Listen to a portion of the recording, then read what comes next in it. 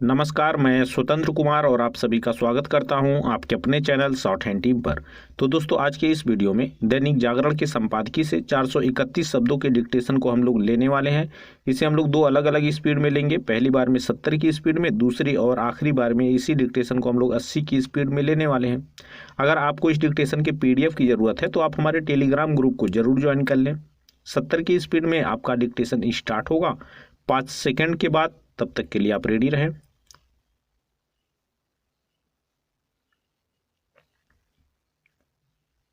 Start. केंद्रीय सड़क परिवहन एवं राजमार्ग मंत्री नितिन गडकरी की ओर से संसद में की गई यह घोषणा एक बड़ी पहल है कि अगले 1 साल में देश से सभी टोल नाके खत्म कर दिए जाएंगे। इसका यह मतलब नहीं कि टोल टैक्स नहीं देना पड़ेगा। यह काम गाड़ियों में GPS सिस्टम लगाकर किया जाएगा। इससे यातायात को सुगम बनाने में भी मदद मिलेगी और टोल नाकों पर जाम के चलते जो ईंधन बर्बाद होता है उसमें भी कमी आएगी। इसके अलावा टोल टैक्स की चोरी पर भी लगाम लगेगी, लेकिन वाहनों में GPS सिस्टम लगाकर टोल टैक्स वसूलने की तकनीक बेहतर किस्म की होनी चाहिए।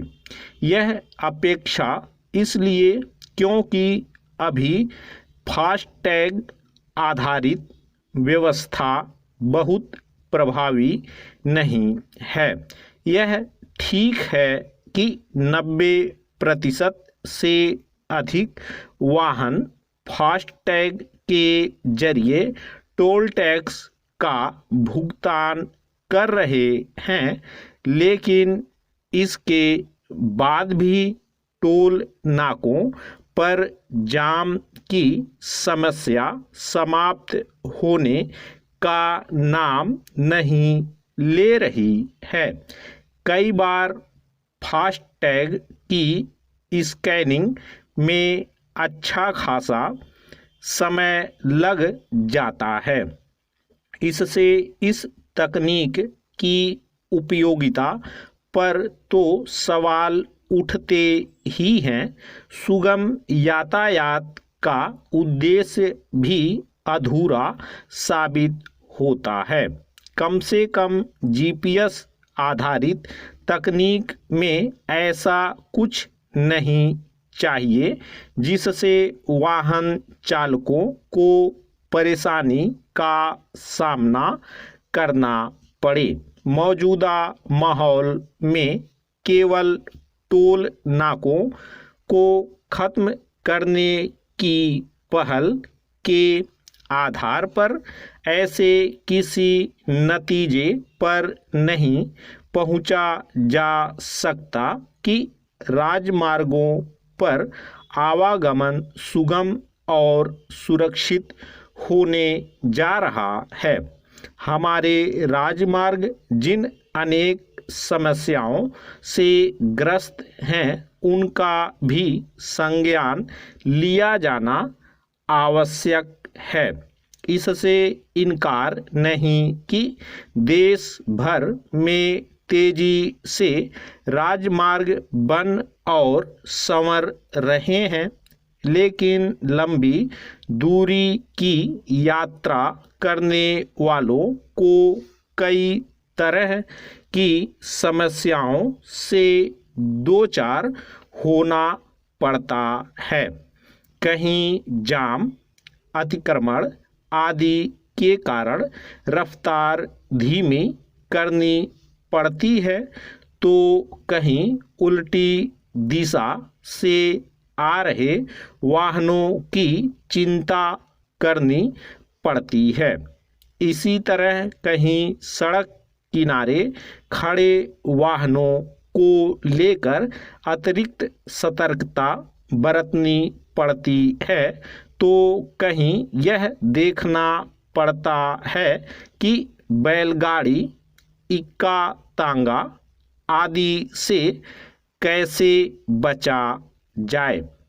यह बिल्कुल भी ठीक नहीं कि लंबे राजमार्गों पर टुकड़ों टुकड़ों में ही सुगम तरीके से यात्रा संभव हो सके।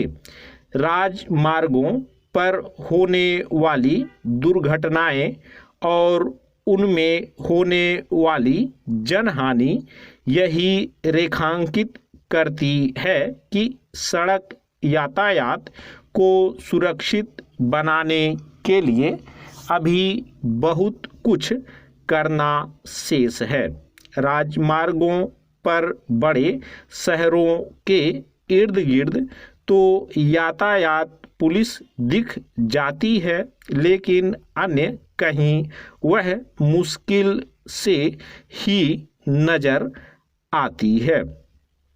स्पष्ट है कि इस मामले में राज्य सरकारों को भी अपने हिस्से की जिम्मेदारी उठाने के लिए तत्पर रहना चाहिए। स्टॉप। दोस्तों, इसी डिक्टेशन को दूसरी बार में हम लोग 80 की स्पीड में लेंगे और आपका समय स्टार्ट होगा 5 सेकेंड के बाद। तब तक के लिए आप रेडी रहें।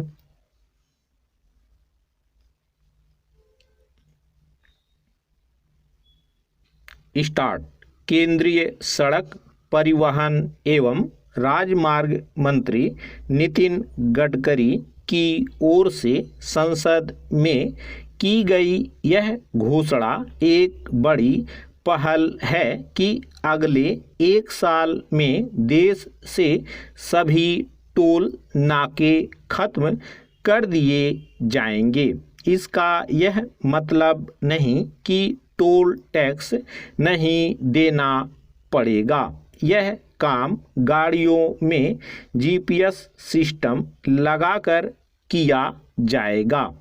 इससे यातायात को सुगम बनाने में भी मदद मिलेगी और टोल नाकों पर जाम के चलते जो ईंधन बर्बाद होता है उसमें भी कमी आएगी।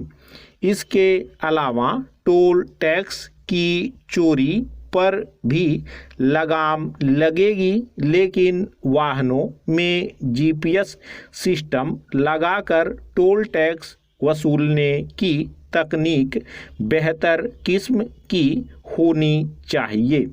यह अपेक्षा इसलिए क्योंकि अभी फास्टैग आधारित व्यवस्था बहुत प्रभावी नहीं है।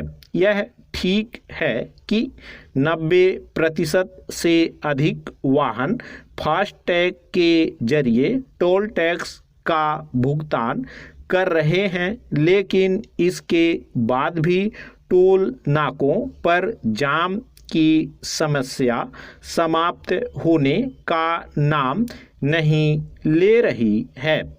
कई बार फास्टैग की स्कैनिंग में अच्छा खासा समय लग जाता है। इससे इस तकनीक की उपयोगिता पर तो सवाल उठते ही हैं। सुगम यातायात का उद्देश्य भी अधूरा साबित होता है। कम से कम जीपीएस आधारित तकनीक में ऐसा कुछ नहीं चाहिए जिससे वाहन चालकों को परेशानी का सामना करना पड़े। मौजूदा माहौल में केवल टोल नाकों को खत्म करने की पहल के आधार पर ऐसे किसी नतीजे पर नहीं पहुंचा जा सकता कि राजमार्गों पर आवागमन सुगम और सुरक्षित होने जा रहा है। हमारे राजमार्ग जिन अनेक समस्याओं से ग्रस्त हैं, उनका भी संज्ञान लिया जाना आवश्यक है। इससे इनकार नहीं कि देश भर में तेजी से राजमार्ग बन और संवर रहे हैं, लेकिन लंबी दूरी की यात्रा करने वालों को कई तरह की समस्याओं से दो चार होना पड़ता है। कहीं जाम, अतिक्रमण आदि के कारण रफ्तार धीमी करनी पड़ती है, तो कहीं उल्टी दिशा से आ रहे वाहनों की चिंता करनी पड़ती है। इसी तरह कहीं सड़क किनारे खड़े वाहनों को लेकर अतिरिक्त सतर्कता बरतनी पड़ती है, तो कहीं यह देखना पड़ता है कि बैलगाड़ी, इक्का तांगा आदि से कैसे बचा जाए। यह बिल्कुल भी ठीक नहीं कि लंबे राजमार्गों पर टुकड़ों टुकड़ों में ही सुगम तरीके से यात्रा संभव हो सके। राजमार्गों पर होने वाली दुर्घटनाएं और उनमें होने वाली जनहानि यही रेखांकित करती है कि सड़क यातायात को सुरक्षित बनाने के लिए अभी बहुत कुछ करना शेष है।